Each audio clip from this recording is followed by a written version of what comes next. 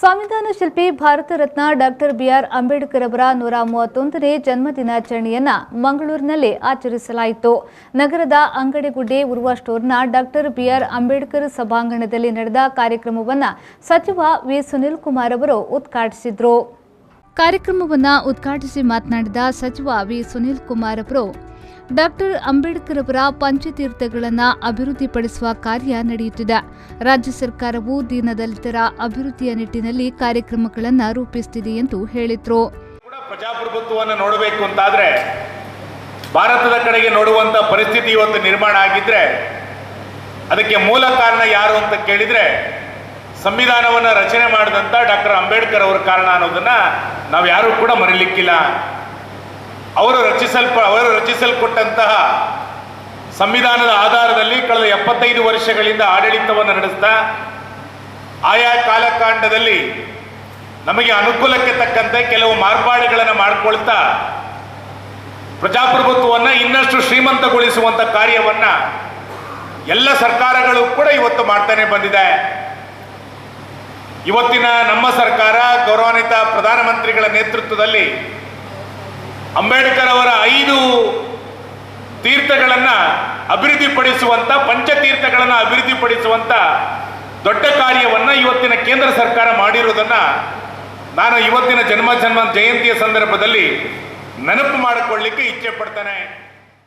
ತದಬಳಿಕ ಮಾತನಾಡಿದ ಸಂಸದ ನಳಿನ್ ಕುಮಾರ್ ಕಟೀಲ್ ಅವರು ದೇಶಕ್ಕಾಗಿ ಶ್ರೇಷ್ಠವಾದ ಸಂವಿಧಾನ ಕೊಟ್ಟಿದ್ದಾರೆ. ಆ ಮೂಲಕ ದೇಶಕ್ಕೆ ಬೆಳಕು ಕೊಡುವ ಕೆಲಸವನ್ನ ಮಾಡಿದ್ದಾರೆ ಎಂದು ಹೇಳಿದರು. ಈ ದೇಶ ಕತ್ತಲಲ್ಲಿತ್ತು. ಬ್ರಿಟಿಷರ ಯುಗ, ಕತ್ತಲ ಯುಗ ಅಂತ ಕರಿತೀವಿ ನಾವು. ಸ್ವಾತಂತ್ರ್ಯ ಸಂಗ್ರಾಮದ ನಂತರ ರಾಷ್ಟ್ರ ಯಾವ ದಿಕ್ಕಿಗೆ ಹೋಗಬೇಕು, ಪ್ರಜಾಪ್ರಭುತ್ವ ಆಡಳಿತ ಬಂದಾಗ ಬ್ರಿಟಿಷರು ಬಿಟ್ಟು ಹೋದ ಮೇಲೆ ಭಾರತಕ್ಕೆ ದೃಷ್ಟಿಕೋನಗಳೇನು, ಭಾರತಕ್ಕೊಂದು ಗುರಿ ಏನು ಅನ್ನುವಂಥ ದೃಷ್ಟಿಕೋನ ಮತ್ತು ಗುರಿಯನ್ನು ಕೊಟ್ಟವರು ಮತ್ತು ಭಾರತಕ್ಕೆ ಒಂದು ಬೆಳಕನ್ನು ಕೊಟ್ಟವರು ಯಾರು ಅಂತ ಕೇಳಿದ್ರೆ ಅದು ಡಾಕ್ಟರ್ ಬಿಆರ್ ಅಂಬೇಡ್ಕರ್ ಅವರು ಬೆಳಕಿನ ಕಿರಣವಾಗಿ ಮೂಡಿ ಬಂದರು. ಇವತ್ತು ಬಹಳ ಶ್ರೇಷ್ಠವಾಗಿರ್ತಕ್ಕಂಥ 2 ಮಹಾಪುರುಷರ ಜನ್ಮದಿನ.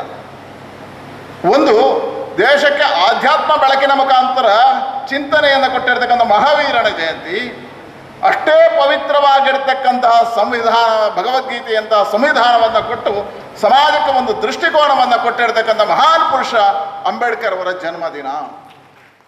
ಇದೇ ಸಂದರ್ಭ ಜಿಲ್ಲಾಧಿಕಾರಿ ಡಾಕ್ಟರ್ ರಾಜೇಂದ್ರ ಕೆವಿ ಅವರು ಮಾತನಾಡಿ ದೇಶದ ಆಡಳಿತ ವ್ಯವಸ್ಥೆಗೆ ಬೆನ್ನೆಲುಬು ಹಾಕಿ ಸಂವಿಧಾನವನ್ನ ಡಾಕ್ಟರ್ ಬಿಆರ್ ಅಂಬೇಡ್ಕರ್ ಅವರು ಕೊಟ್ಟಿದ್ದಾರೆ. ಆ ಮೂಲಕ ಪ್ರತಿಯೊಬ್ಬರೂ ಅವರ ಆದರ್ಶಗಳನ್ನು ಮೈಗೂಡಿಸಿಕೊಳ್ಳಬೇಕೆಂದು ಕರೆ ನೀಡಿದರು. ಈ ಒಂದು ಅಂಬೇಡ್ಕರ್ ಜಯಂತಿ ಅನ್ನೋದು ಅದರದೇ ಆದಂಥ ಒಂದು ಮಹತ್ವ ಇದೆ.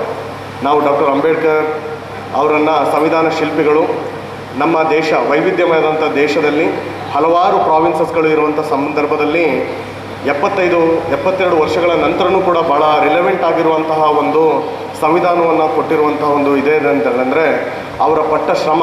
ನನಗೆ ಗೊತ್ತಿರೋ ಹಾಗೆ ಅವರು ಭಾಳಷ್ಟು ಭಾಷೆಗಳನ್ನು ತಿಳಿದು ಭಾಳಷ್ಟು ದೇಶಗಳ ಸಂವಿಧಾನಗಳನ್ನು ಓದಿ ನಮ್ಮ ದೇಶಕ್ಕೆ ಅನುಕೂಲವಾಗುವಂಥ ಪಾಯಿಂಟ್ಸ್ಗಳನ್ನೆಲ್ಲವನ್ನೂ ಕೂಡ ಕಂಪೈಲೇಷನ್ ಮಾಡಿ ಅವರ ಹಲವಾರು ವರ್ಷಗಳ ಶ್ರಮವನ್ನು ಒಂದು ಸಂವಿಧಾನದ ರೂಪದಲ್ಲಿ ಹೊರಗೆ ತಂದು ನಮ್ಮ ದೇಶದ ಆಡಳಿತ ವ್ಯವಸ್ಥೆಗೆ ಏನು ಒಂದು ಬೆನ್ನೆಲುಬನ್ನು ಕೊಟ್ಟಿದ್ದಾರೆ. ಅವರ ಒಂದು ಶ್ರಮವನ್ನು ನೆನಪು ಮಾಡಿಕೊಳ್ಳುವ ಒಂದು ದಿವಸ.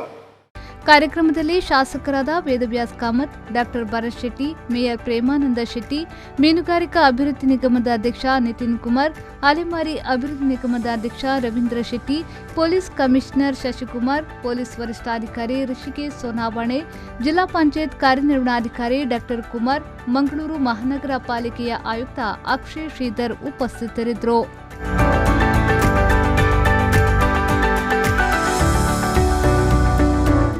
ನಾಗೇಶ್ ಕಾವೂರು, ವಿ4 ನ್ಯೂಸ್, ಮಂಗಳೂರು.